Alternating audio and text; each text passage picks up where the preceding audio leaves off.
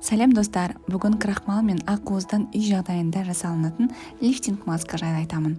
Ол маска бетіңізді тартады, тазартады және майда әжімдерді тегістейді, тек уақытылы жасасаңыз болғаны.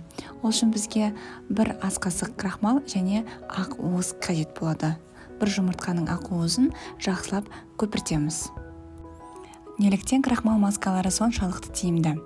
Бұл ең алдымен крахмалдың құрамына және оның құрамындағы витаминдер мен элементтерге байланысты.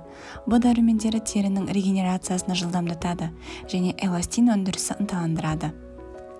Ал мұндағы С дәрумені теріні жас ұстайтын күшті антиоксидант. Енді крахмалымызды салып, жақсылап араластырамыз. Крахмалдың құрамындағы көмірсулар әжімдерге көмектеседі. Олардың негізгі әрекеті бет терісін нәрлендіру. Әжімге арналған крахмал тұрақты және дұрыс қолдану арқылы жұқа әжімдердің жойылуына, әжімдердің тегістелуіне және серпімділіктің жоғарылауына ықпал етеді. Дайын болған масканы таза бетіңізге жағып, 10-15 минут ұстап, сосын жуып тастаңыз. Бұл жердегі ақуыз бетіңіздегі қара дақтарға да жақсы әсерін көрсетеді. Пайдалы ақпарат алған болсаңыз, каналыма подписаться етіп, лайк басып және комментарийге пікіріңізді қалдыра кетіңіз.